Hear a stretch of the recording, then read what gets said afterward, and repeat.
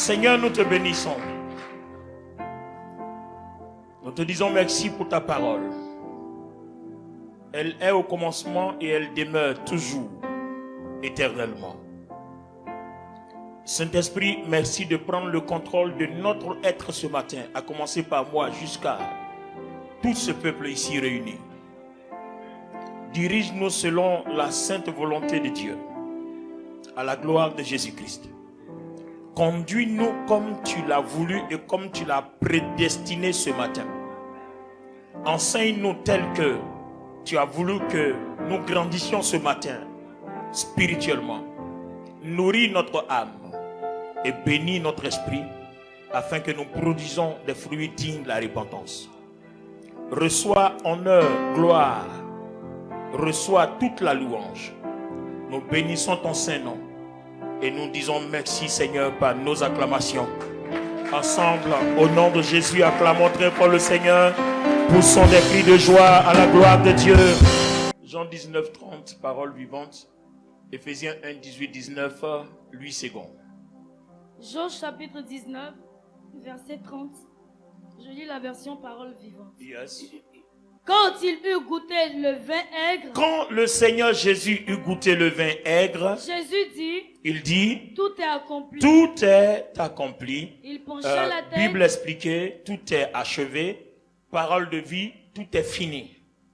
On en a parlé le dimanche dernier. Aujourd'hui, c'est la suite. Et on a réalisé le dimanche dernier que le Seigneur a déjà tout planifié, il a déjà tout fait. Et on a commencé à se poser une question. Comment il se fait que tout est fini, tout est achevé, tout ce qu'il nous faut pour réussir, pour être financièrement, spirituellement, matériellement, sur tous les plans assis, cela est bien achevé. Et puis nous ne disposons de presque pas même le tiers, même souvent rien.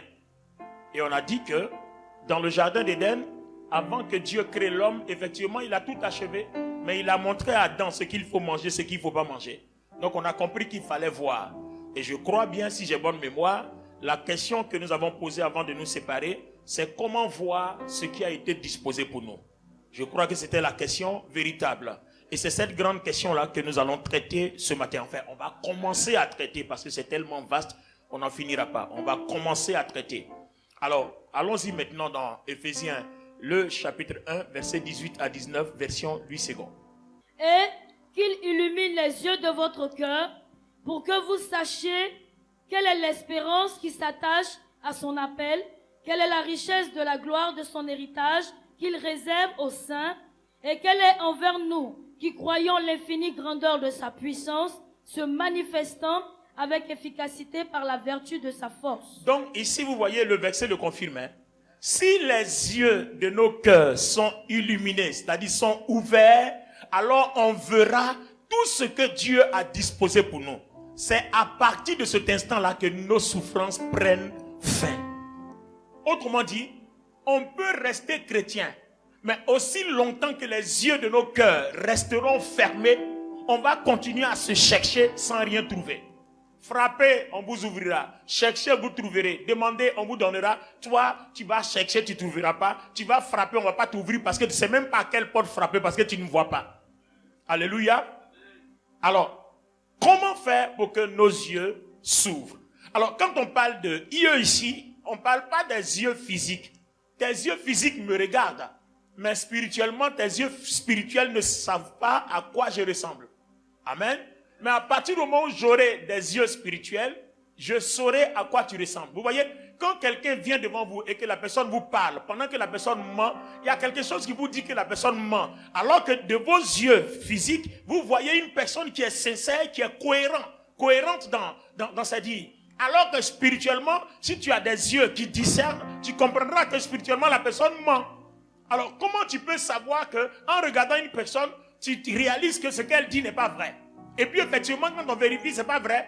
Mais pourtant, humainement, physiquement, à regarder avec nos yeux humains et physiques, la personne a tout l'air de dire toute la vérité. Gloire à Dieu. Alors aujourd'hui, nous allons nous plonger dans ce mystère. Ce sera très fort. Alléluia. Alors, qu'il illumine les yeux de votre cœur, afin que vous sachiez l'espérance, les richesses, la puissance, la gloire que le Christ vous a réservée en mourant à la croix lorsqu'il a dit tout est accompli. Vous devez le savoir. Cependant, les yeux de vos cœurs doivent être ouverts et illuminés d'abord. Maintenant, pose la question à ton frangin, à ton frère, à ta soeur, quelqu'un à côté de toi. S'il n'y a personne, pose la question à ta chaise qui est à côté de toi.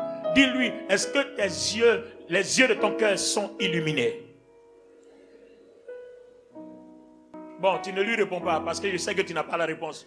Même si ce n'est pas illuminé, tu ne vas rien dire. Tu vas lui dire c'est illuminé alors que tu mens. Amen. Donc ne dis rien. Laisse ça comme ça.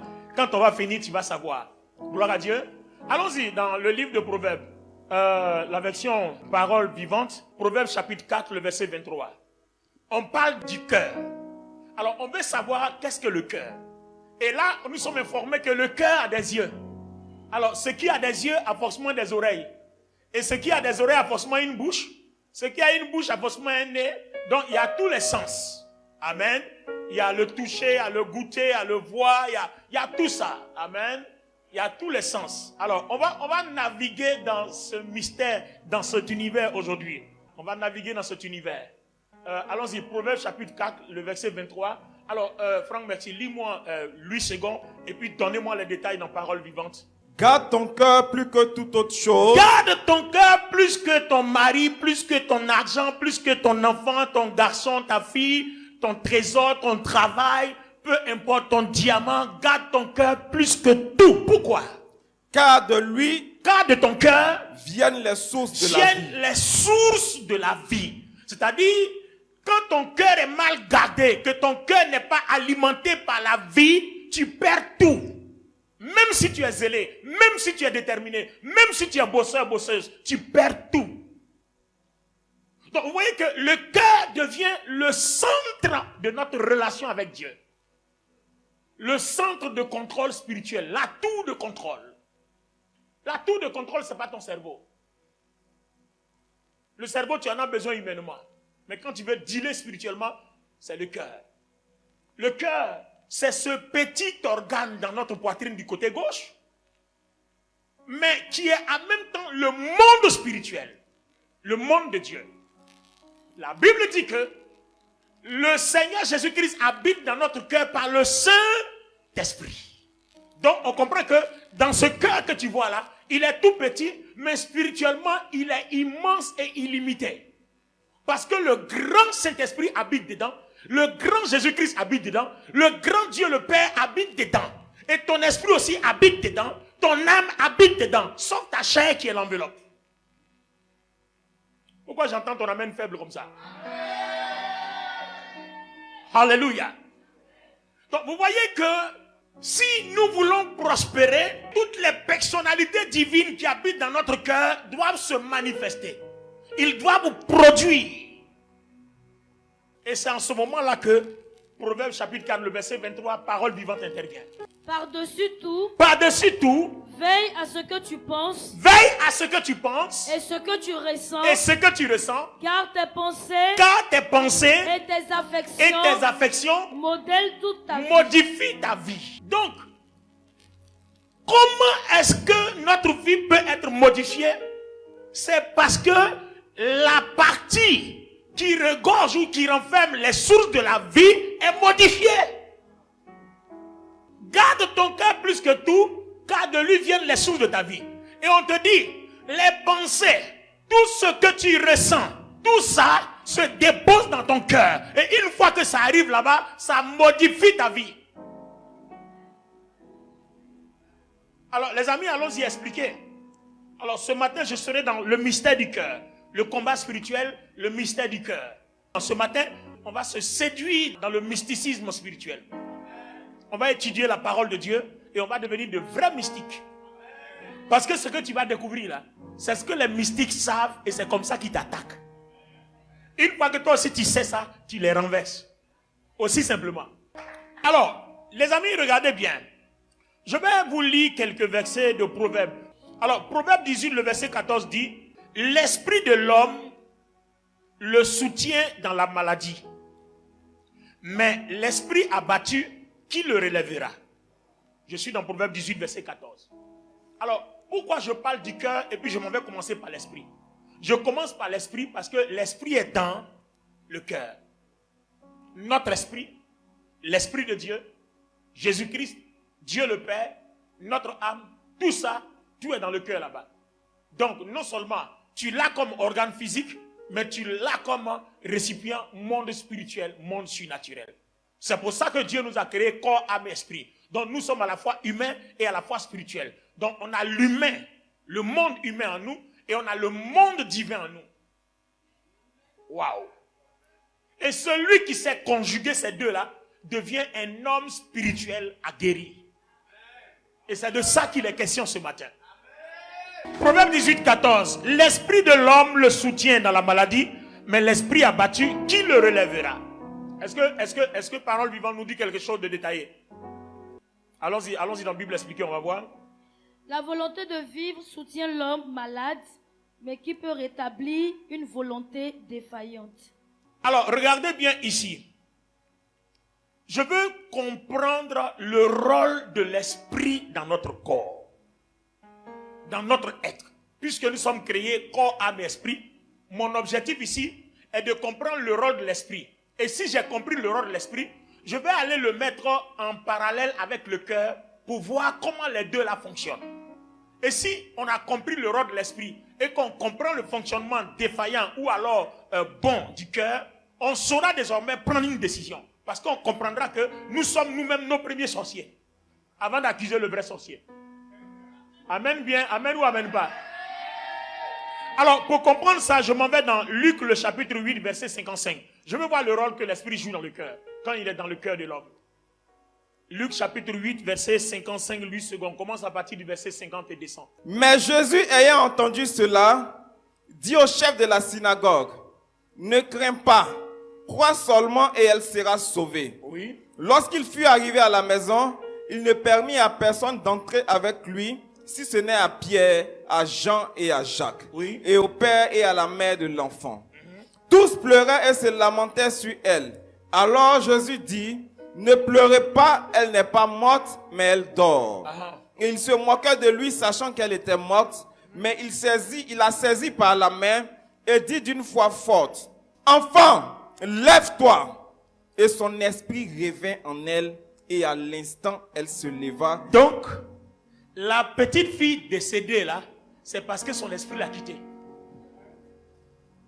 Donc, dès que l'esprit revient, toutes les facultés vitales et organiques du corps se remettent à fonctionner. Tout se remet à fonctionner. Donc, vous voyez que en ôter l'esprit, le corps meurt. Remettez l'esprit, guérit le cœur, il guérit le corps, il guérit tous les éléments, il guérit tout. Donc vous comprenez maintenant, on va reprendre maintenant Proverbe 18, 14. Et puis on va comprendre. Verset 14. L'esprit de l'homme le soutient dans la maladie, mais l'esprit abattu, qui le relèvera? Donc l'esprit de l'homme soutient l'homme quand l'homme est malade, quand l'homme est mort. Mais si tu as abattu l'esprit, qui va t'aider? Même Dieu même ne peut plus t'aider. Est-ce que vous comprenez maintenant? C'est-à-dire quand tu es malade, et puis on te dit au nom de Jésus, reçois la guérison. C'est parce que ton esprit est encore fortifié qu'il y a opération. Yes. Je vous ai dit, on va se mystifier bibliquement ce matin. Si ton esprit maintenant qui joue le rôle de ta résurrection, de ta guérison est abattu, qui peut t'aider? C'est la question que le livre de Proverbes 18, verset 14, qui t'aidera? Personne. Alors les amis, il va avec quoi? Il va falloir qu'on sache entretenir donc notre esprit. Yes. Qui, dans ce monde virtuel ou spirituel de notre cœur, joue l'élément de vie, de résurrection et de puissance. Donc, entretenir notre esprit devient plus important que tout. Alors qu'on dit, garde ton cœur plus que tout. Et comment on se rend compte que entretenir notre esprit devient plus important que tout? Donc, la réponse suit. Allons-y dans la suite, on va voir. Cette fois-ci, on est dans Proverbes chapitre 17, le verset 22. Voilà, pendant que tu lis 8 secondes, elle va vérifier si parole vivante ou Bible expliquée ou parole de vie nous dit quelque chose d'autre. Amen. De détailler qui nous aide à avancer. Donc moi, la parole, Louis II dit, un cœur joyeux est un bon remède, mais un esprit abattu dessèche les eaux. Kabarabasanda. Un cœur joyeux est un bon remède. Mais bon remède pour qui? Pour l'esprit. Parce que si l'esprit est abattu, les eaux se dessèchent. Quand on dit les eaux desséchées, voyez quelqu'un qui est en fin de vie de cancer ou de sida. Vous voyez qu'il reste seulement les eaux, non, la personne sèche. C'est de ça qu'on parle. Donc quand ton cœur n'est pas joyeux, la répercussion sur ton esprit fait que l'esprit ne peut plus donner la vie à ton corps. Yes. Donc tout se dessèche. Tes finances se dessèchent. Ton étoile se dessèche. Ton succès se dessèche. C'est-à-dire quand là où tu dois avoir la faveur pour que tout le monde, là où tout le monde a demandé l'emploi, pour que quand tu arrives, toi on t'accepte, tu es tellement desséché que quand tu arrives, on te voit laid. Spirituellement, tu es laid. Humainement, tu es bien parfumé, bien maquillé, mais spirituellement, tu es laid. Et ça t'étonne que tu as bien fait ta prière le matin, tu es sorti, mais qu'on donne le poste à un païen alors que toi, tu es chrétien. Mais spirituellement, ton esprit est abattu, tes os sont desséchés, il n'y a pas d'espoir de faveur. Donc, tu t'en vas sec, tu t'en vas sèche, malgré ta prière et ton jeûne.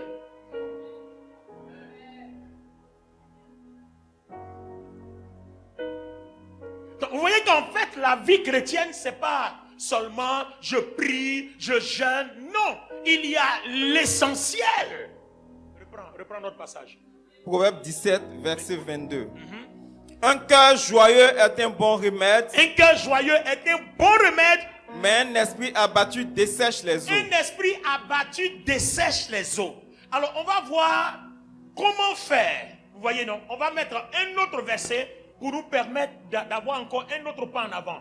Lis-nous maintenant Proverbe chapitre 15, le verset 13. On va voir. Louis II. Un cœur joyeux rend le visage serein, mais quand le cœur est triste, l'esprit est abattu. Donc, lis maintenant Proverbe 17 et Proverbe 15. On va comprendre maintenant ce que Dieu veut dire ici. Proverbe 17, 22. Un cœur joyeux est un bon remède, mais un esprit abattu dessèche les eaux. Donc, un cœur joyeux est un bon remède. Mais là, on ne dit pas ce qui abat l'esprit. On ne dit pas. On dit seulement qu'un cœur joyeux est un bon remède pour l'esprit. D'accord? Mais quand l'esprit est abattu, tout se dessèche. Tout meurt. Tout ce que nous faisons n'est plus accompagné de faveur. Maintenant, le 15, combien? Le 15, 13 dit. 15, 13 dit. Un cœur joyeux rend le visage serein. Mais quand le cœur est triste, l'esprit est abattu. Donc, quand le monde spirituel en toi est rempli de tristesse, l'esprit est abattu. C'est là que tes problèmes commencent. Et c'est là que les sorciers ont la porte de visiter tes songes et tes rêves. Parce que l'esprit est abattu. Quand ils arrivent dans ton sommeil, il n'y a plus de gardien. Est-ce que vous comprenez? Vous qui vous levez, donc papa, j'ai fait un songe là, j'ai vu un poulet orange blanc vert. Il a dit, oh, son esprit est abattu. Ça dit, moi je comprends tout de suite ce qui se passe. Tout de suite, moi je comprends. Ça dit, quand tu m'expliques un songe, connaissant ce mystère là, tout de suite je comprends quel genre de personne tu es. Bon, bien entendu, quand je vais expliquer ton songe, je ne te dirai pas, pour ne pas te frustrer. Mais je sais qui tu es. À ton bleu, orange, blanc, vert, ton coq bleu, blanc, rouge. Quand tu commences à me raconter des sons bizarres comme ça, je comprends que ton esprit est abattu. C'est-à-dire, ton esprit ne travaille plus. Quand ton esprit ne travaille pas, mais sinon, si ton esprit travaille, ils vont te poursuivre. Mais tu ne sais pas ce qui va se passer. Un coup comme ça, pire, tu disparais. Ils te cherchent, ils ne te trouvent plus. Et puis tu es au loin, tu les regardes. Et puis c'est que ton esprit est fort. Amen. Et c'est comme ça que ça fonctionne. C'est pour ça que pour rendre ton esprit fort, il ne faudrait pas que ton cœur soit triste. Et qu'est-ce qui rend ton cœur triste? Ta rancune, tes frustrations, colère, nervosité, méchanceté, égoïsme, orgueil. Tout ça, bon, je ne peux pas tout citer, mais tout ça rend le cœur triste. Parce que regardez bien, le cœur est un monde. Or, si quelqu'un avait un récipient, j'allais faire quelque chose. Bon, je prends celui-là. Regardez le panier. Vous voyez? Regardez le panier. c'est le cœur. Physiquement, il est tout petit, mais spirituellement, il est très vaste. Dans ce panier qui représente le cœur, il y a Dieu le Père, il y a Dieu le Fils, il y a Dieu le Saint-Esprit, il y a notre âme, il y a notre esprit, et il y a tout. Et c'est tout ça qui fait que toi, quand tu te lèves le matin, tu es conscient, tu es intelligent, tu as tout ça. Parce que tout est produit à l'intérieur. D'accord? Alors, avant d'arriver à l'explication de ce monde spirituel-là, je vais aller dans Éphésiens, le chapitre 1. Je vais lire les versets 18 et 19, mais la version Louis II. Et qu'il illumine les yeux de votre cœur pour que vous sachiez quelle est l'espérance qui s'attache à son appel. Non, stop là. Maintenant, on sait que les yeux de notre cœur ont besoin d'être illuminés pour qu'on comprenne la volonté de Dieu. Je prends un exemple. Soro vient. Il s'avère que Innocent veut épouser Soro. D'accord? Mais Innocent veut épouser Soro. Bien. Et puis Soro, il faut casser son cou. Il faut dire qu'il ne veut pas. Voilà. Donc, regardez bien. Hein? Innocent est frustré. Innocent est frustré. Donc, ça fait que Innocent ne parle plus bien à Soro. Il est frustré. Parce que Soro lui a dit non. Mais, mon petit, est-ce que si tes yeux étaient vraiment illuminés, que tu connaissais la femme de ta destinée, est-ce que tu allais aller vers elle pour être frustré? Voilà nos problèmes sur la terre.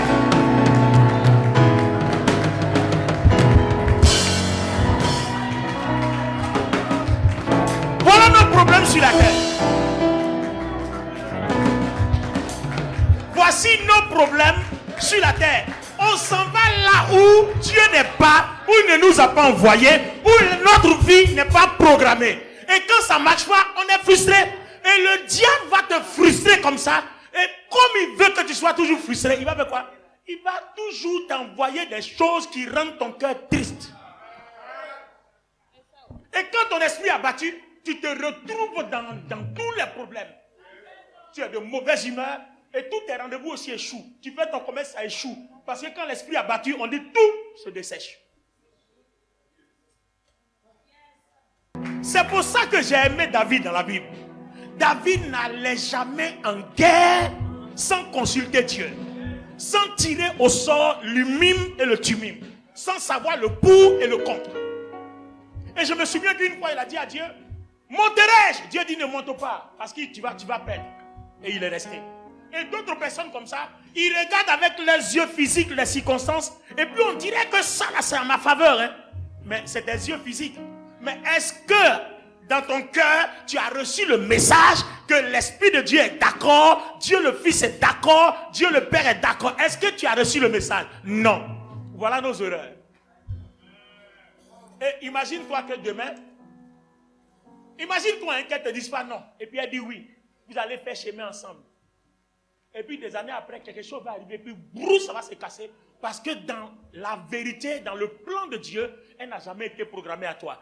Vous vous êtes programmé, donc à un moment donné, Dieu va vous déprogrammer pour vous reprogrammer.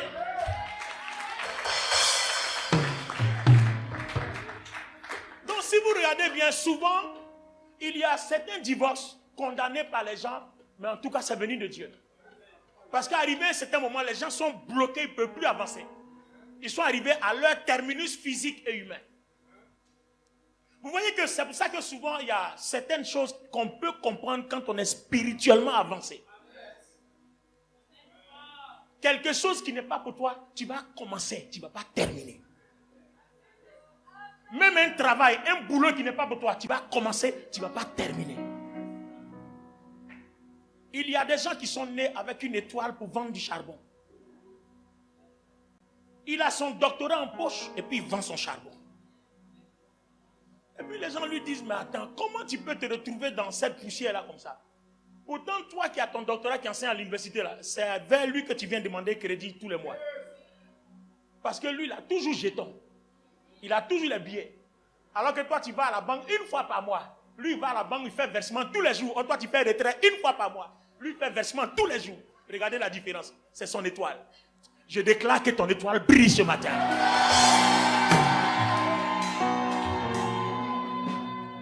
Je dis, je déclare que ton étoile brille ce matin. Je dis, je déclare que ton étoile brille ce matin. Je déclare que ton esprit vive ce matin. Je déclare que ton esprit soit rempli de gloire ce matin. Je déclare que ton esprit soit rempli d'autorité ce matin. Je prophétise sur l'état de ton esprit. Ton esprit prospère, ton esprit vive et ton esprit est glorieux ce matin. Au nom de Jésus-Christ, donne-moi cet avis. Alors, un avis à tous ceux qui ont divorcé une fois dans leur vie. Je ne dis pas que c'est forcément la volonté de Dieu pour tout le monde. Mais si vous partez prier Dieu, Dieu va vous dire pourquoi il ne vous a pas conservé là. Donc au lieu de rester là à vous morfondre, allez-y plutôt chercher à entendre la voix de Dieu. Il y a beaucoup de personnes aussi qui se sont engagées dans une filière pour avoir un certain diplôme. Malgré toute leur intelligence, ça n'a pas marché. Alors que ce n'était pas leur place. Tu allais aussi t'engager dans un commerce parce que tes amis réussissent là-bas. Mais toi, ce n'était pas ta place. Ce n'est pas ta place. Donc il faut que tu saches ce qui a été prédestiné pour toi. Regardez par exemple, cet exemple-là m'a toujours été utile quand je prêche. Jérémie le chapitre 1, le verset 5. Il dit à Jérémie, depuis le sein de ta mère, tu as été prédestiné pour être prophète des nations. Mais attends, si tu viens que tu veux être médecin, ça ne marchera pas. Tu vas être médecin, tu vas étudier. Mais médecin là, tu vas aller tuer quelqu'un là-bas pour un faux diagnostic, on va te mettre en prison. Et puis c'est en prison là-bas, là, tu vas rencontrer le Christ pour devenir prophète. Beaucoup de personnes ont eu cette expérience-là. Ou bien tu vas être un brillant avocat. Et puis après, on ne sait pas ce qui se passe, quelque chose va se produire, on va te mettre quelque part. Et puis c'est dans ta difficulté là, quelqu'un va te prêcher l'évangile que tu as toujours rejeté d'ailleurs. Et c'est là que tu vas devenir maintenant vrai prophète. Donc il y a beaucoup de choses comme ça. Et pourquoi on n'arrive pas là? Parce que les yeux de notre cœur ne sont pas illuminés. Et pourquoi ce n'est pas illuminé? Parce qu'au lieu de faire rentrer la joie, de faire rentrer la paix, de faire rentrer la gloire, on est là dans nos colères, dans nos rancunes. Est-ce que vous savez que quand tu ne parles pas avec quelqu'un, est-ce que vous savez que c'est-à-dire que ton esprit est abattu, c'est-à-dire que tout commence à dessécher. Le problème, c'est que je vous dis toujours ici, quand quelqu'un est dangereux pour toi, tu n'es pas obligé de manger avec lui au restaurant ou bien de dormir avec lui. Non, mais tu n'es pas obligé de le détester. Je te vois, je vais te dire bonjour, mais est-ce que ça veut dire que toi et moi on doit aller bâtir une entreprise ensemble? Non. La Bible est très simple. Je ne veux pas attraper ta main, on va se promener parce que je sais que tu es dangereux pour moi. Mais ça ne m'empêche pas de te dire bonjour. Ça ne m'empêche pas d'avoir un cœur en paix avec toi. Parce qu'il faut que mon esprit soit en paix. Il faut que je me construise. Je ne veux pas me détruire à cause de toi. Toi, tu prospères, puis moi, je sèche. Pourquoi? Toi, tu te construis, puis moi, je sèche. Pourquoi? Donc, je ne garderai pas rancune. Dans ma chambre là-bas, je vais bien prier pour toi. De toute façon, tu ne sais pas où. Tu vas continuer à me haïr alors que moi, je prie pour toi. Pendant que je me construis, toi, tu te dessèches au fur et à mesure. Et tu ne sais pas pourquoi ça marche pour moi. Un cœur joyeux est un bon remède. Vous comprenez pourquoi je vous dis, chers amis, même quand quelqu'un te tape, tu as mal. Le Seigneur a dit quoi? Donne la joue droite. En fait, ça ne veut pas dire que humainement, présente l'autre pour qu'on tape. Non. Quand on t'a tapé là, que ça fasse mal à tes oreilles, mais que ça ne fasse pas mal dans ton cœur. Parce que si ton esprit est touché, tout va commencer à mourir chez toi. Alors que c'est toi qu'on a giflé, hein, et tu vas mourir 2 fois. Parce que non seulement on t'a tapé, tu as mal, et puis comme tu as gardé ça dans ton cœur, tu te dessèches, et celui qui t'a tapé, lui il est content, hein, il prospère. Parce que son esprit est nourri par la joie.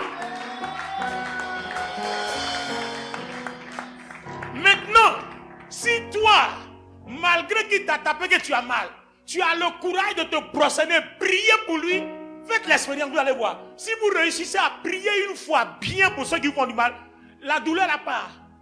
Et puis maintenant le problème, le mal qu'ils vous ont fait là, comme ils ne s'en sont pas repentis, ça retourne contre eux et c'est eux qui vont commencer à dessécher.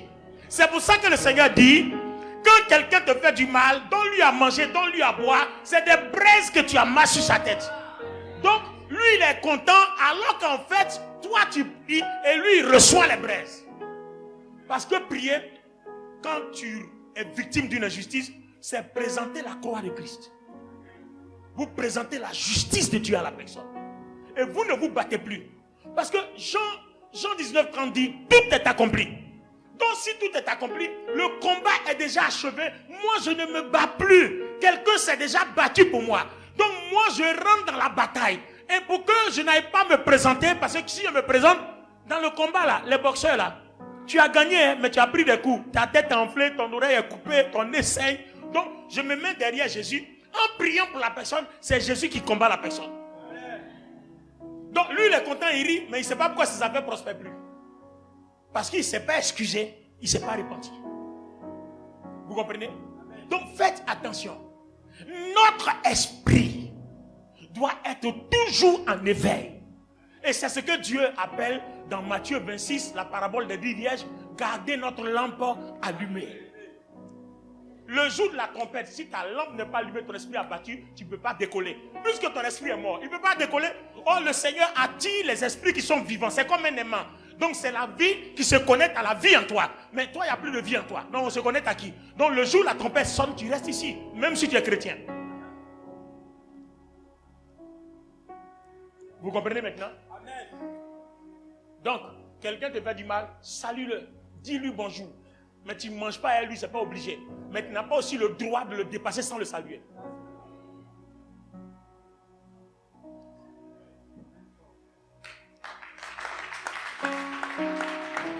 Si tu veux, s'il est dans le wara que tu as garé là, il faut dire wara, passe. Hey, mon frère, ma soeur, bonjour. Et puis il dit non, d'accord, non, j'attends quelqu'un.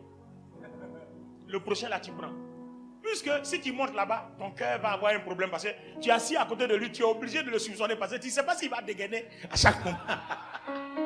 Donc au lieu de t'asseoir là, et puis être toujours en chose, bon, passe. Hey, vous ne montez pas, il y a la place. Non, j'attends quelqu'un. Le prochain, tu as regardé, il n'y a pas personne, il n'y a pas quelqu'un qui est dangereux. Tu montes, tu t'assois. Mais au moins, ton ennemi dangereux là, tu l'as salué. Et quand tu l'as salué là, spirituellement, tu l'as battu. Parce que tu lui as présenté l'amour de Christ. Parce que la croix, c'est l'amour.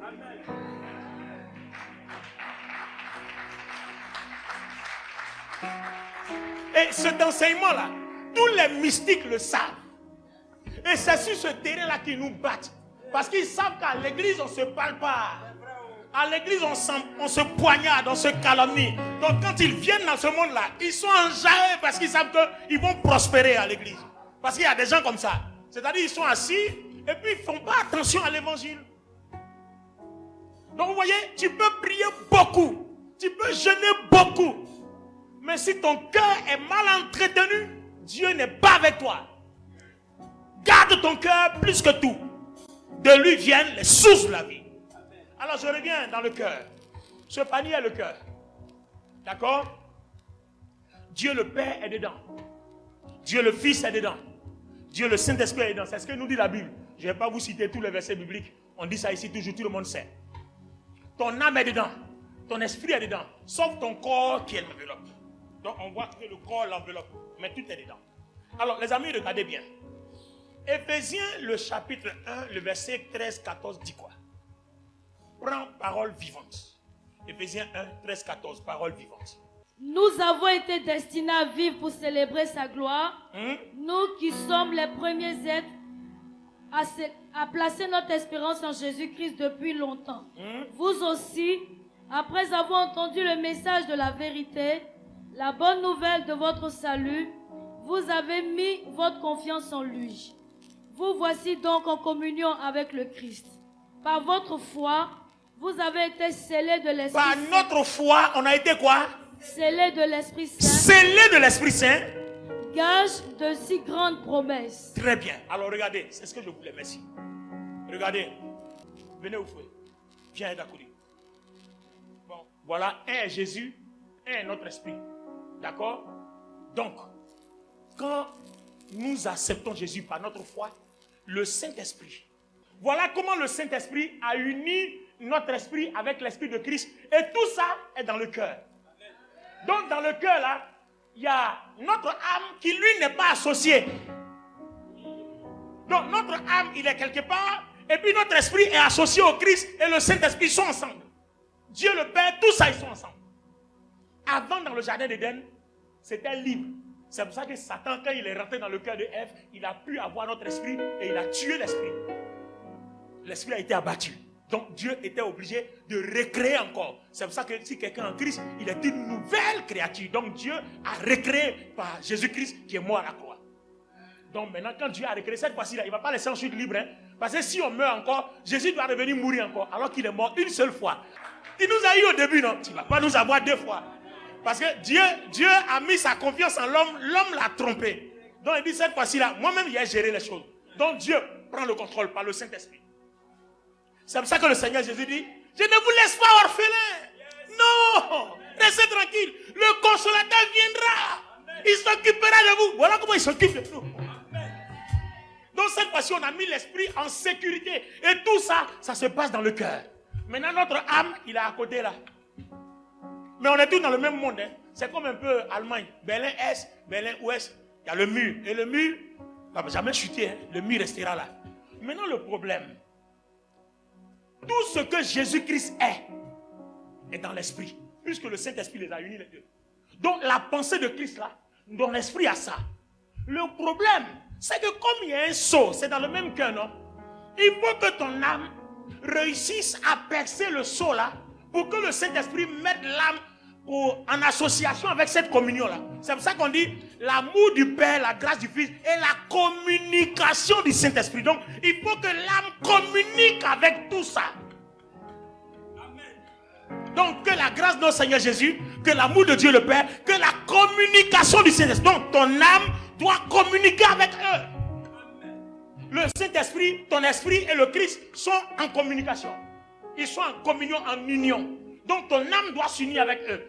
Et pour que ton âme s'unisse avec eux, afin que l'onction, la puissance, les dons spirituels, la gloire, la lumière, le feu, la faveur, tout ça là abonde dans ton âme. Parce que c'est quand ça arrive dans ton âme que tu deviens conscient que ton corps en tire profit. Vous voyez? Donc pour que ça arrive à ce stade-là, il faut que toi, ton âme soit éduquée à communiquer dans le récipient de ton cœur la joie. Et c'est à cause de la joie là que le Saint-Esprit t'amène vers cela. C'est à cause de... Oh, cette joie-là vient de quoi?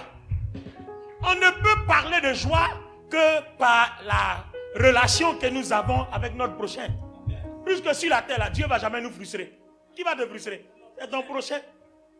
Donc, quand tu aimes ton prochain, à ce moment précis-là, le Saint-Esprit fait quoi? Il prend et puis il t'unit. Et quand tu t'unis, il n'y a rien à faire. Ton cœur devient illuminé. Pourquoi on dit ton cœur illuminé? Parce que l'heure présente déjà illumine ton cœur. Mais le problème, c'est que tu n'es pas associé. Donc, tu n'es pas au courant que ton cœur est illuminé. C'est-à-dire que tu n'es même pas témoin de tout ça. Mais à partir du moment où on t'associe, tu commences à voir. Donc, vous voyez qu'un rapprochement, une unité avec cette communion-là, avec le Saint-Esprit, Jésus-Christ est notre esprit, ça fait qu'on commence à voir ce que Dieu voit. On commence à voir les pensées de Dieu, les oreilles de Dieu, les yeux de Dieu, les sensations et les sentiments de Dieu. Dans Josué, le chapitre 2, regardez ce qui s'est passé. Chez les Philistins, il est question que les 2 espions qui explorent Jéricho soient tués. Les gens viennent chez Rahab. Fais-nous sortir les 2 espions là. Rahab a pris le soin de les cacher. Parce que Rahab leur dit, je sais que votre Dieu est le plus fort. Comment elle sait que leur Dieu est le plus fort? On a entendu la terreur. Tout le monde a entendu, hein. Mais ça n'a rien fait aux gens, sauf elle seule. Elle dit, je sais que vous allez prendre notre ville. Mais quand vous allez finir, souvenez-vous de moi. Moi aussi, je vais rentrer dans votre salut. Je vais rentrer dans votre grâce. Comment elle réalise? En fait, quand on dit ton cœur est illuminé, c'est une sorte de discernement et c'est un don spirituel. Donc vous voyez que là, on est en train d'aller vers la manifestation et le titre des dons spirituels. Vous voyez? Donc, le don spirituel, le discernement, ce discernement-là, c'est pas comme si, quand vous appuyez un bouton, pac, et puis vous commencez à discerner. Non. Dieu sait tout. Et il est uni à ton esprit. Quand on t'associe à toi, toi aussi tu sais tout. Tu ne sais pas, mais tu regardes les choses et puis tu comprends. Tu vois et puis tu réalises. Donc il y a une montée de pensées. Les pensées de Dieu, au lieu de tes pensées qui prennent, je ne parle pas à lui, je ne peux pas. Les pensées de Dieu commencent à envahir ton être. Et comme ces pensées-là sont hautement spirituelles, tu commences à ressentir les choses. Souvent tu rentres dans une maison et tu sais que non, ici là il y a esprit de mort. Et puis tu ne sais pas pourquoi, mais quelque chose te dit sort. En fait c'est comme ça. Vous voyez, la gloire qui est dans ton cœur te pousse à sortir, à ne pas rester là. Tout de suite, tu commences à ressentir. Donc, c'est ça le discernement. Et quand on dit les yeux du cœur illuminés, c'est comme ça. Tu commences à voir, tu commences à comprendre, tu commences à pressentir. Et puis, tu es là et puis tu te rends compte que on dirait qu'il va pleuvoir. Pourtant, il n'y a pas de signe. Et un coup, tu vois le ciel s'assombrit et il pleut. C'est comme ça que tu commences à voir. Et le spirituel, voir dans le spirituel commence comme ça. Alors, regardez. Si vous tenez bon et que vous demeurez ferme dans votre unité, dans votre communion, à ce moment précis-là, ça monte. Plus ça monte, plus vous ressentez. Plus ça monte, plus vous ressentez. Et une fois je prêchais, je ne sais plus si c'est à Paris, j'avais donné cet exemple-là. On suppose que Dieu est au 7e étage. Et puis vous êtes au rez-de-chaussée. Si Dieu dit, mon fils, vous voyez, il y a toutes les interférences, il n'y a pas réseau. Mais si vous allez au 2e, vous entendez un peu. Ça grisaille un peu, mais vous entendez quand même. Si vous allez au 3e, ah oui, j'entends, parle un peu plus fort. Mon fils, oui, j'entends un peu, papa, parle plus fort. Mais quand tu arrives au 4e, quand il dit, mon fils, non, papa, c'est trop fort. Vous voyez, plus vous êtes proche, plus vous entendez. Plus vous êtes proche. Or, imaginez-vous, à cause de ce que vous mettez dans votre cœur, vous êtes unis ici. Vous êtes plus que proches. Il n'y a rien à faire. Il suffit que le Seigneur pense quelque chose, tout de suite vous le savez. Et vous le comprenez. La chose monte dans votre pensée. Et votre pensée, c'est quoi? C'est votre âme. C'est tout. Donc, vous recevez le message dans votre pensée. Et tout de suite, vous allez comprendre. Oh, j'étais en train de prier, Dieu m'a dit. Oui, Dieu s'est révélé à moi. Oui, j'ai vu une vision. Et le Seigneur me dit, vous voyez, les choses, quand vous demandez au Seigneur, ça veut dire quoi? La pensée monte, la parole monte. Et puis, on te vous explique. Mais si ton cœur est surchargé, et puis tu dis, Seigneur, ça veut dire quoi? Le diable fait monter la pensée. Voilà la différence. Et imaginez-vous que vous arrivez en face d'un choix à faire. Et puis vous dites, Seigneur, je vais où? Généralement, ça nous arrive. Hein. On dirait pour aller à droite, on dirait pour aller à gauche, et puis tu es là, tu ne sais pas où tu vas. Et puis, pouf, et puis vous passez là. Et puis vous arrivez, c'est les problèmes qui commencent. Alors que si tu arrives ici, Seigneur, je vais où? Et puis la pensée monte, va à droite. Quand tu vas à la gauche, tu es mal à l'aise. Jusqu'à quand tu vas à droite, tu as la paix. Vous voyez, c'est accompagné de paix. Et c'est accompagné d'assurance. Il y a toujours des indices qui montrent que là où tu vas là, c'est bon. Et généralement, c'est la paix et l'assurance qui témoignent que ce que tu as reçu là, c'est de Dieu. Maintenant, si vous êtes une personne qui prie beaucoup, qui jeûne et qui lit sa Bible, oh là, vous avez déposé le coup de marteau. Ben. Imagine que tu ajoutes la prière dessus. Tu ajoutes le jeûne dessus. Tu ajoutes maintenant une vie de sanctification. Oh là, mais c'est grave. I give you glory. Yes. I give you praise. Yes. He's the fire. Alors voilà. Je vais sortir le dernier passage. On ne va pas le terminer. Parce que ça va nous permettre de terminer le message le dimanche prochain. Prends-moi 1 Corinthiens, le chapitre 13. Lis-moi les 10 premiers versets. Je vais introduire le message du dimanche prochain et je m'arrête. 1 Corinthiens 13. Premier verset, parole vivante. Écoutez très bien les amis. Je voudrais que vous vous leviez. On va lire les 10 versets de 1 Corinthiens 13, les 10 premiers versets. Parole vivante. En effet, si je savais parler toutes les langues des hommes et même celles des anges, mais que je n'ai pas l'amour, je ne serais rien de plus qu'une trompette claironnante ou une cymbale bruyante.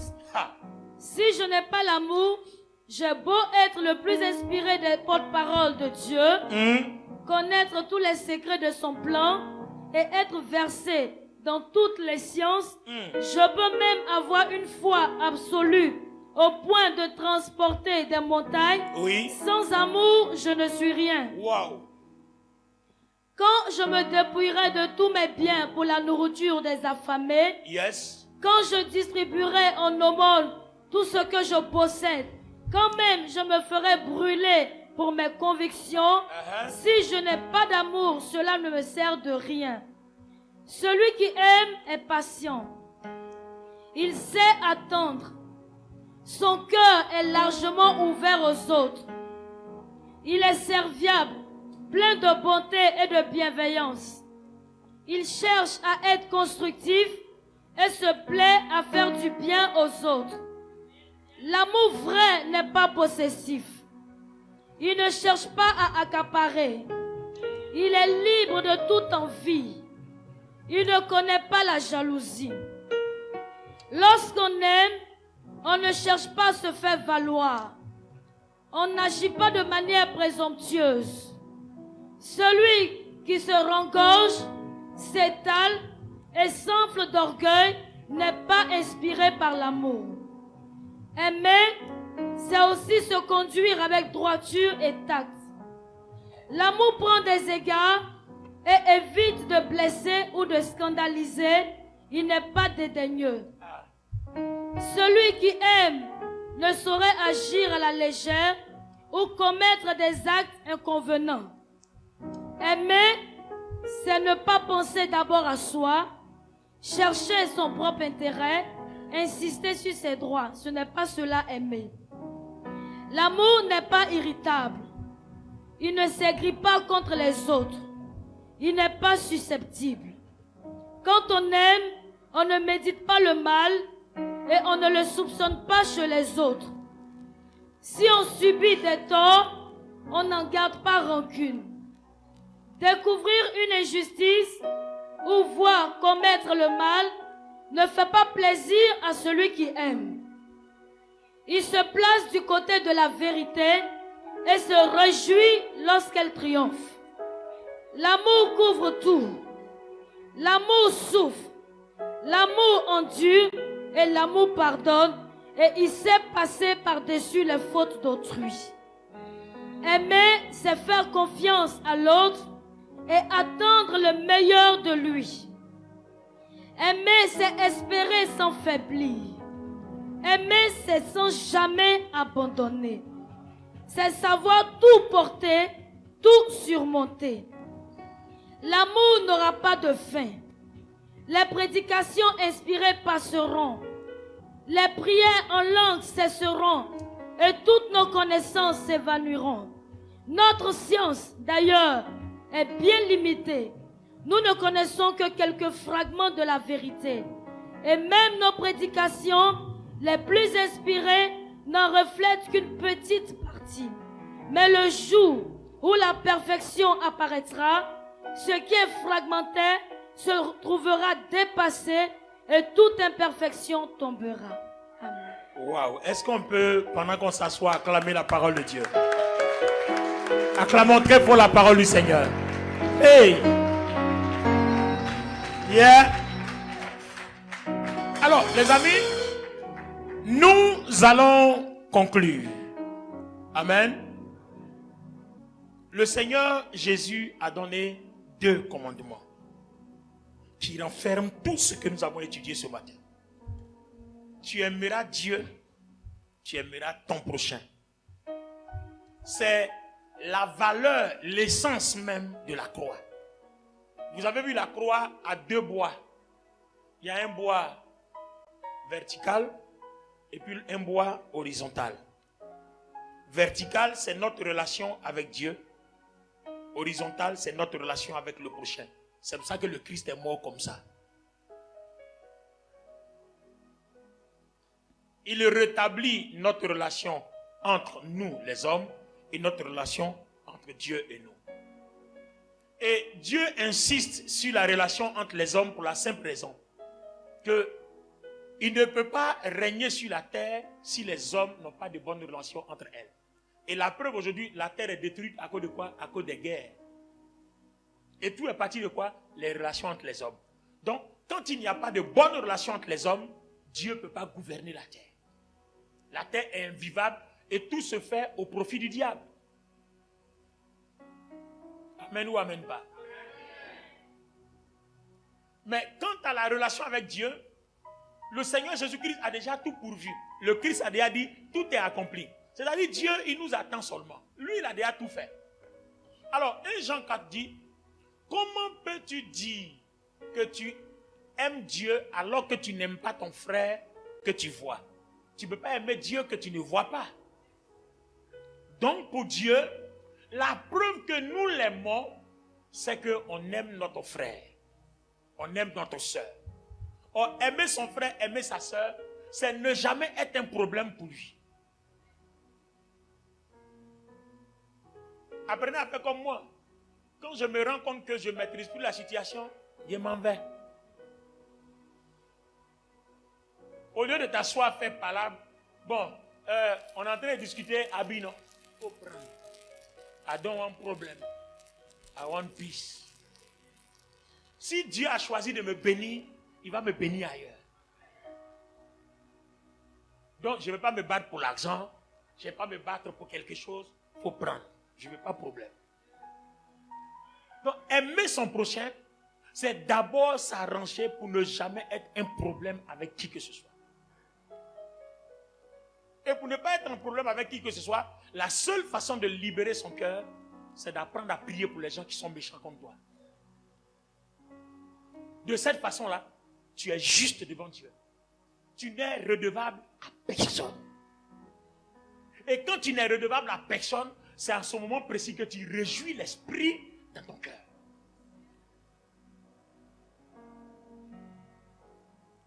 Est-ce que vous comprenez? Parce que les 10 premiers versets de 1 Corinthiens 13, notre salut est là. Tout notre salut se trouve là.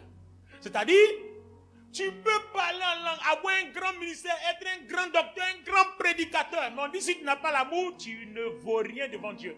Or, comment Dieu va prendre quelque chose qui ne vaut rien pour l'envoyer dans son royaume? Lui-même, il dit, ce qui vaut rien, on coupe et puis on jette au feu. Donc, tu ne peux pas être sauvé, même si tu es grand prédicateur, grand docteur, même si tu es grand prophète, même peu importe ce que tu fais dans l'église, si tu n'aimes pas les gens, si tu as un problème pour les gens, à côté de tes prières de 7 heures, tes jeûnes de 80 jours, quoi encore, toutes les offrandes et les dîmes que tu fais, tout ce que tu fais, si tu as un problème pour les autres, que ce soit spirituellement, que ce soit physiquement, Dieu dit que tu n'as pas ta place au ciel. Parce qu'à cause de toi, tu l'as empêché de travailler sur la terre. Donc en réalité, tu es contre Dieu. Donc tu ne peux pas dire que tu aimes Dieu si tu empêches Dieu de travailler, parce que Dieu travaille à travers les gens. Est-ce que vous comprenez? Donc on n'est rien quand on n'a pas l'amour. Alors ma question, c'est quoi donc l'amour? On va répondre à ça dimanche prochain.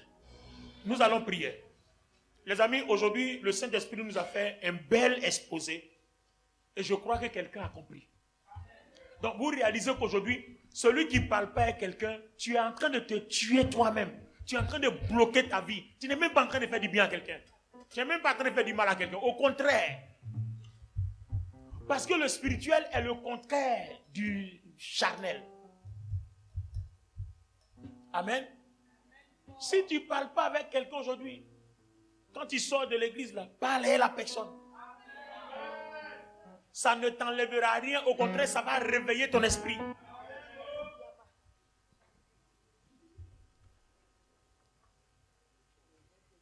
Regardez, je devais aller quelque part. Je ne vais pas dire le nom pour éviter les trucs. Et puis, voilà. Généralement, avant, quand je partais là, j'envoie le feu, je commande le feu, je taille en pièces, je brise ceci, je brise cela, je prie jusqu'à ce que je transpire comme ça. Mais quand j'arrive là, épreuve qui est là. Hey, Makato Robo Shata ta ta ta ta ta ta ta ta. Cette fois-ci là, vous savez ce qu'il a dit à Dieu? Seigneur, j'ai dit où je m'en vais là, dans le village là. Comment il fait? Et puis j'ai été surpris. Le Seigneur m'a dit, prie pour tous les sorciers, prie pour tous les mystiques, prie pour tous les marabouts, tous ceux qui ont un problème avec les hommes, tous ceux qui travaillent avec les œuvres des ténèbres, prie pour eux. Pour que mon amour se révèle à eux comme je l'ai révélé à Barabbas le meurtrier. Et prie pour eux pour que ma grâce se révèle à eux comme ça s'est révélé aux brigands à la croix. Donc commande l'amour de Dieu sur eux. Prie pour que mon amour se révèle à eux. Prie pour que ma grâce se manifeste en eux. Et j'ai commencé à prier. J'ai prié, je les ai pris un à un. J'ai pris sorcier, j'ai pris marabout, j'ai pris féticheur, j'ai pris quelque chose, et puis l'autre, J'ai pris tout cela, tous les occultistes, tout ça, j'ai mélangé. Quand j'ai fini de prier, on est parti. On est revenu. Même la moindre attaque, on n'a pas eu. Et puis quand, j'ai dit, Je me suis assis, j'ai dit, par manque de connaissance, le peuple périt, quoi. Avant, on nous enseignait, faut envoyer le feu. Alors que le combat spirituel, en fait, on ne m'appelle pas à aller me battre. On me demande de déposer celui qui les a vaincus là devant eux.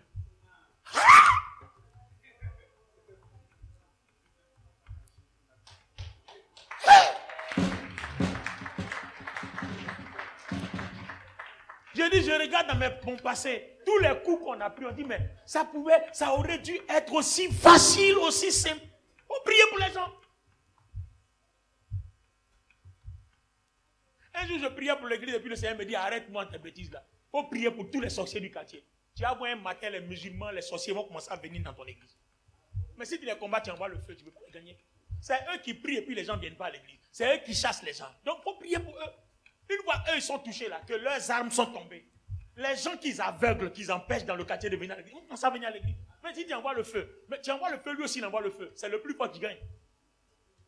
Quand tu commences à te battre là, tu envoies le feu, lui aussi il envoie le feu, tu envoies le feu. C'est le plus gros feu qui gagne. Or, toi tu es chrétien, il suffit d'une faille. Et ils vont te limer bas, et puis c'est fini. Ah, tu m'as envoyé feu, non? C'est feu contre feu, fire contre fire. Si tu as ouvert une porte, alors que quand tu pries pour lui là, tu as ouvert porte, tu n'as pas ouvert porte, il ne peut pas frapper parce que tu dis Seigneur, révèle-lui ton amour, c'est Dieu qui va se présenter devant lui.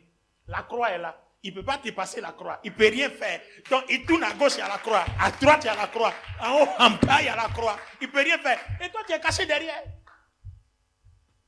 Toi, tu es fait comme tu es allé te battre avec Goliath. Chose. David, quand il battait, il a pris le chien, il a ramassé 5 pierres. Et puis il a mis dans sa JBC. Et puis il dit Goliath, il a été tué. C'est pas lui, hein. Parce que lui-même, attends, il est ici, hein. Et regardez, il est là-bas. Quand Goliath tend son épée comme ça, là, il a déjà coupé sa tête. Donc David ne peut même pas rentrer dans son champ. Mais lui, il a pris le temps de prendre 5 pierres. Ah, si vous voulez, essayons de nous amuser un peu. 5 pierres, ça fait 5 lettres. Moi, j'appelle ça amour. Il n'a pas compté sur lui. Il a compté sur Dieu. Parce que David a dit, tu viens contre moi avec la lance et le javelot. Mais moi, je viens contre toi avec l'Éternel des armées. On dit Dieu est amour. Donc les 5 pierres là, c'est A-M-O-U-S, c'est amour. Il n'est même pas allé. Lui, il n'a pas compté sur quelqu'un. Il a pris amour. Et puis il est venu. David, il a dit, il a été tué. Il dit, vous venez de me tuer. Et puis il a pris une seule lettre. Et puis il dit à Goliath, tu aimeras ton prochain comme toi-même.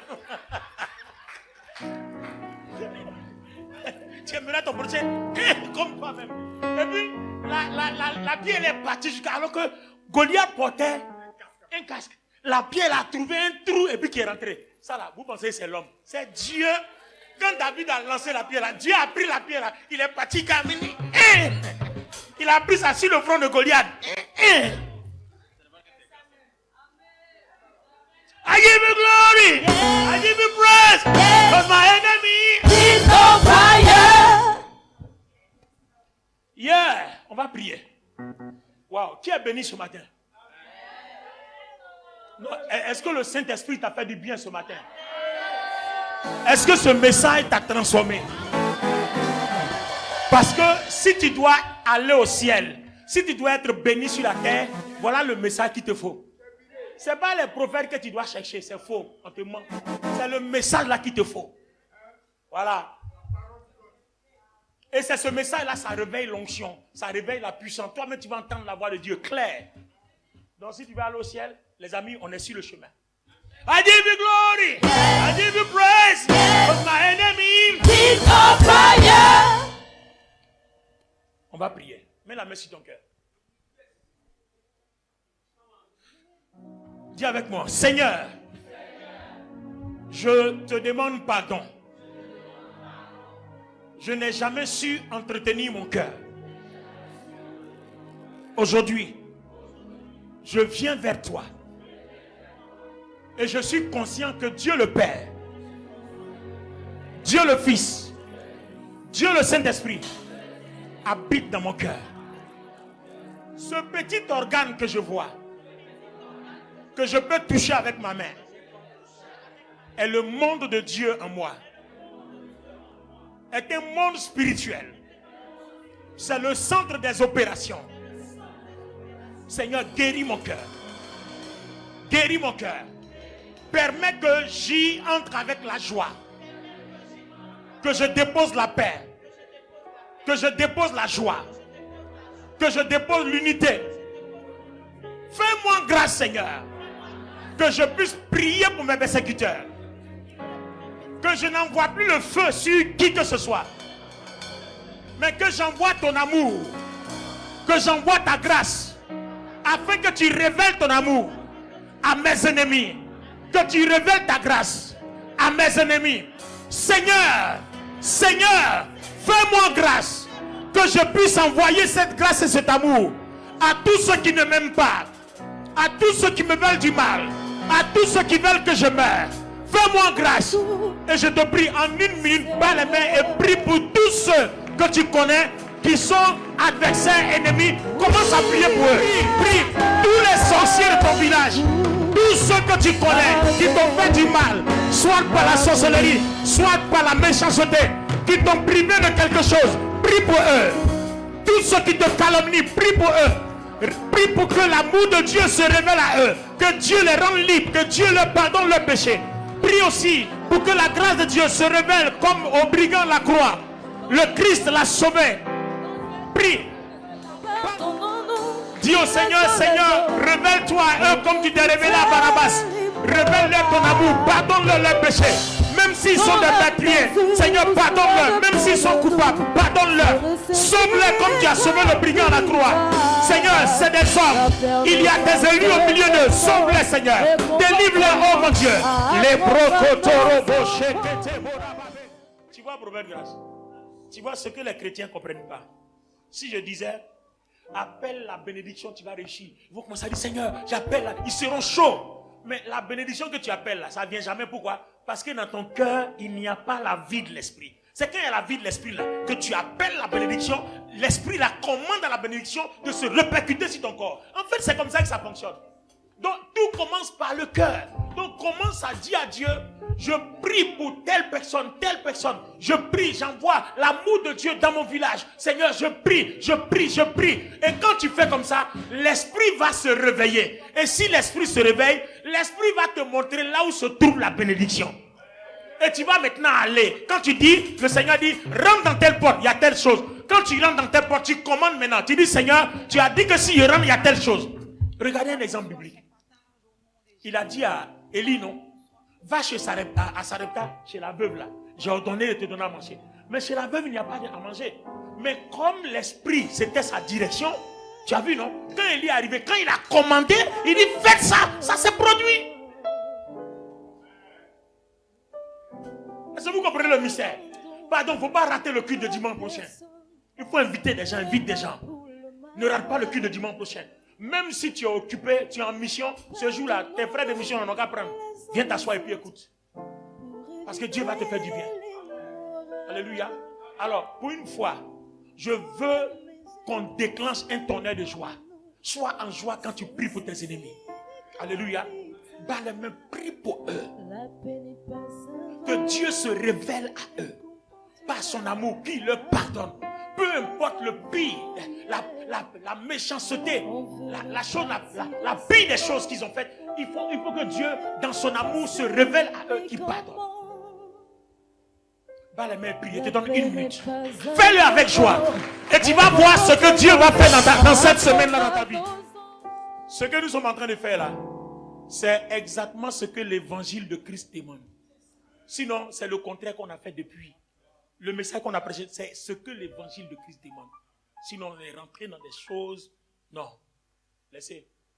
Voilà. Nos pères nous ont enseigné. Bon, aujourd'hui, par la grâce de Dieu, on est devenu des pères. Dieu nous a fait grâce, on voit clair. Donc, on est en train de soigner un peu quelques mensonges. Je n'ai pas dit que ce que nos pères ont fait n'est pas bon. Mais, l'évangile de Christ, là, voilà en quoi ça consiste. Alléluia. Moi, je peux passer 1 heure, 2 heures de temps à genoux, je prie. Je ne prie pas pour moi. Je prie pour tous ceux qui m'attaquent. Je prie pour l'église. Je prends les pasteurs, les anciens. Je prie pour tout le monde. C'est-à-dire, pendant que je prie pour mes ennemis, je prie aussi pour les bonnes personnes aussi. Voilà, parce qu'il y a des bonnes personnes que Dieu a mis à côté de moi qui me soutiennent. Donc, je prie aussi pour ces personnes. Je prie pour tout cela. Et pourquoi je ne prie pas pour moi? Parce que je me base sur ce verset-là qui dit, celui qui arrose est lui-même arrosé. Donc tout ce que je demande, et pour mes ennemis, et pour les personnes qui sont à côté de moi, je les demande doublement pour moi-même. Donc je n'ai même pas besoin de dire, Seigneur, bénis-moi pour qu'il me bénisse. J'ai besoin de dire, Seigneur, bénis le frère pour que Dieu me bénisse. C'est tout. En fait, quand tu as compris l'évangile, c'est comme ça que ça fonctionne. Oh, toi, tu penses que quand tu dis, Seigneur, bénis-le, c'est comme si lui n'est plus béni que toi. Non, c'est que tu n'as rien compris. Quand tu dis bénis-le, Dieu te bénit doublement parce que toi, tu as béni quelqu'un. Donc, la bénédiction de la personne, plus toi-même ce que Dieu a décidé là, ça devient double portion sur ta vie. Je peux passer 2 heures de temps, je prie que pour les gens. Et quand je suis fatigué, quand je n'ai plus de mots, je commence à parler en langue. Les personnes sont dans mon esprit, puis je parle en langue. Je parle en langue. Je demande plus de joie, plus de paix. Je demande délivrance, je demande guérison, je demande paix. Et quand je finis là, je suis plus guéri que tout le monde. Parce que celui qui arrose est arrosé. Et c'est ça l'évangile. Alors maintenant, voilà la dernière prière qu'on va faire. Tu vas prier pour le monde entier. Et en priant pour le monde entier, prie pour le corps de Christ. Vous allez prier pour tous les sorciers qui combattent l'église. Ne taillez personne en pièces, n'envoyez le feu à personne. Parce qu'au milieu d'eux, il y a des Barabbas et des Sauls de Tarse qui ont des missions à accomplir. On va prier pour que Dieu se révèle à eux. Commence dans ton village, traverse la Côte d'Ivoire, va en Europe, va en Amérique, va en Asie. Prie toutes les confréries, ceux qui sont dans les sectes, qui sont dans le mysticisme, au franc-maçon, au rosicruciens. Prie pour tout le monde, ne prie contre personne. Tu comprends? Prie pour eux, n'envoie le feu à personne. Libère l'amour de Dieu, libère la grâce de Dieu. Prie pour leur guérison, prie pour leur délivrance, prie pour leur prospérité, prie pour leur paix. Si tu fais ça toute cette semaine-là, jusqu'à ce que tu reviennes dimanche, tu vas me témoigner de comment ta semaine a été. Vous allez voir la différence. Vous allez voir que vous allez dormir en paix. Vos rêves bizarres, vous faites là, vous n'allez plus faire. Parce qu'en leur présentant l'amour et la grâce, vous positionnez Dieu devant eux. Ça veut dire que toutes vos portes sont fermées. Ça veut dire que vous devenez un homme juste, une femme juste. Or, la Bible dit quoi? Le juste là, on ne peut rien contre lui. Parce que Dieu prend toujours sa défense. Alors, voici une pensée que Dieu a déposée dans mon esprit. Attrape les 2 mains d'une personne. On va provoquer des miracles dans nos vies. C'est la confirmation du message. On va provoquer des miracles dans nos vies. Regarde la personne qui est en face de toi et puis regarde tes besoins. Et puis pense que tes besoins là sont les besoins de la personne qui est en face de toi. Et prie comme si tu as tous les moyens de faire du bien à la personne qui est en face de toi. Prie pour sa famille, prie pour ses enfants, prie pour, s'il n'a pas d'enfant, demande de lui de temps en temps. S'il n'a pas de travail, il n'a pas de ceci, il n'a pas de cela. Tout ce que tu souhaiterais apporter à une personne qui est dans le besoin, prie pour lui. Et je suis en train de te dire par le Seigneur que cette semaine-là, ce qui manque à ta vie que tu as demandé, Dieu va commencer à les réaliser dans ta vie. Prions le Seigneur au nom de Jésus.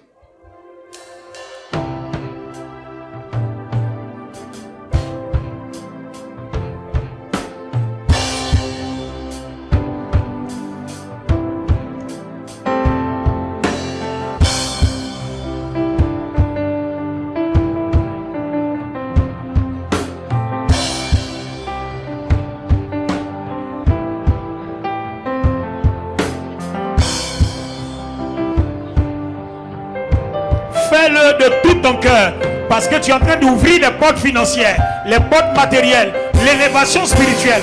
Tu es en train de permettre à ton esprit de se lever dans ton cœur. Fais-le sincèrement.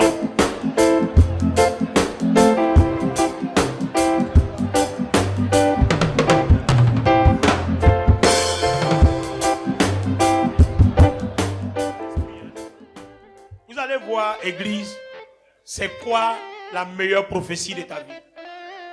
C'est de connaître comment Dieu opère. Amen. Vous comprenez pourquoi on nous a donné plusieurs prophéties qui ne se sont jamais réalisées?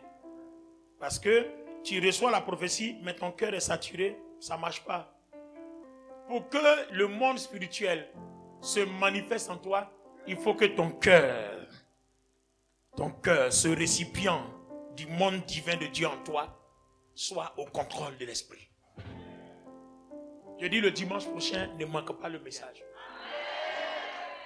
Maintenant, ceux qui se connectent aussi sur le Zoom auront les arts de ce qui va se passer le dimanche prochain. Amusez-vous à vous connecter quand même sur le Zoom, ça va vous faire du bien. Amen. Nous allons prier. Vous vous souvenez, pour ceux qui sont avertis, je ne sais pas qu'est-ce que notre église a fait à des gens. Souvent, on a trouvé des gens qui sont venus déféquer devant l'église. Excréments humains. Voilà. Bon, peut-être c'est les sorciers ou bien les mystiques qui ne veulent pas que l'église prospère. Je ne sais pas qu'est-ce qu'ils veulent.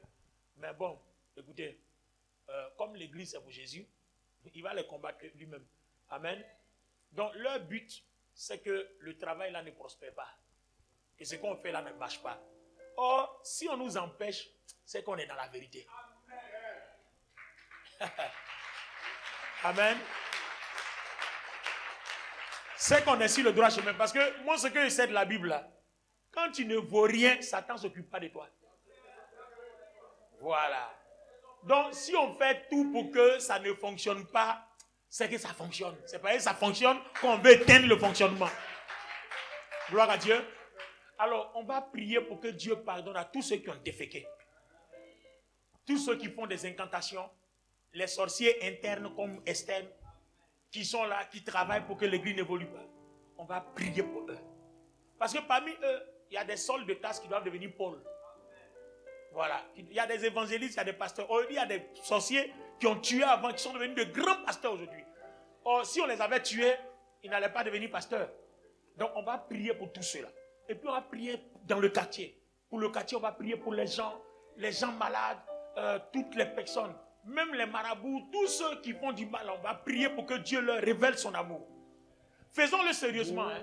Vous allez voir un matin, les musulmans, les autres, les marchands, vont commencer à venir fréquenter l'église ici. Nous, on est patients, on n'est pas pressés. Avant que Jésus arrive, sa volonté va s'accomplir dans cette église. Amen. Alors, on va le faire vraiment sincèrement. Battons les mains et puis prions pour tout le quartier qui nous entoure. Au nom de Jésus.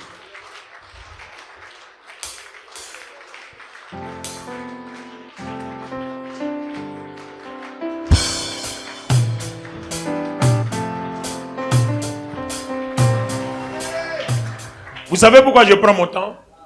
Parce que Dieu s'est révélé à moi. C'est un message sur lequel le Seigneur a insisté. Et pour ceux qui sont sur le Zoom, j'ai même partagé un témoignage hier sur lequel on est en train de travailler.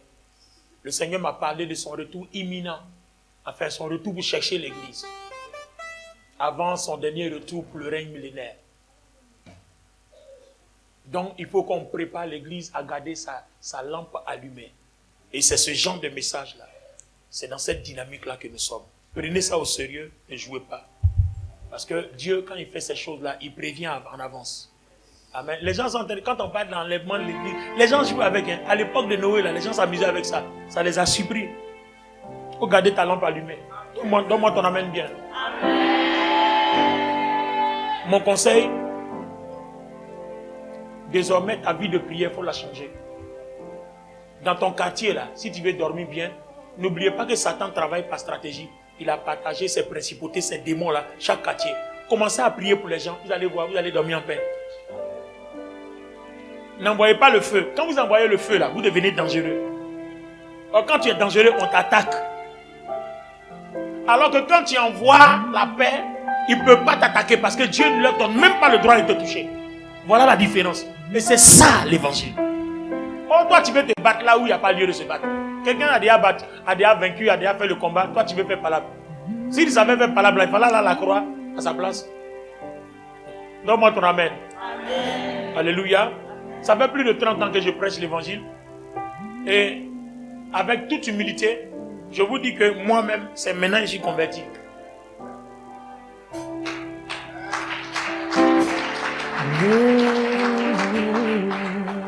Parce qu'avant, on a fait ce qu'on nous a enseigné.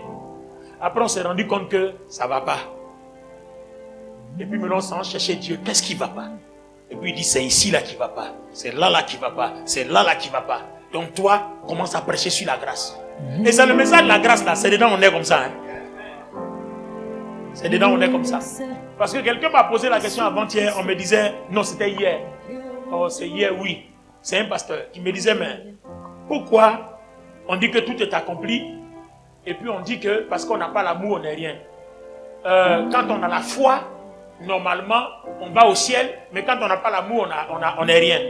Donc je lui ai retenu la question, j'ai dit, mais encore faut-il savoir ce que c'est que avoir la foi. Parce que quand on dit on a la foi, on est sauvé là. La foi renferme quoi? À quel moment on va dire que tu as la foi? C'est quand tu as l'amour que tu as la foi. Parce que tout ce que tu manifestes, c'est le résultat de ta foi. Mais ça te base sur quoi? L'amour. Aussi simplement. Donc dans vos quartiers, là, commencez à prier, dans vos familles, priez pour les gens, priez pour eux, priez, ne combattez plus, n'envoyez plus le feu. Faites comme ça, faites ce que je vous dis là, vous-même vous allez voir. Vos vies vont changer, votre commerce sera en paix, votre travail sera en paix. Tout ce que vous faites là connaîtra la paix. Je te le dis, il faut essayer. Actuellement là, j'essaie, et puis chez moi ça marche. Il faut essayer, tu vas voir. Que Dieu te bénisse. Est-ce qu'ensemble on a été bénis? Moi je sais qu'on a été bénis ce matin. Toi-même tu es convaincu que tu as été béni. Ton âme même te convainc que tu as été béni ce matin. Que le Seigneur t'a fait du bien. Acclame très fort Jésus, notre Seigneur. Amen.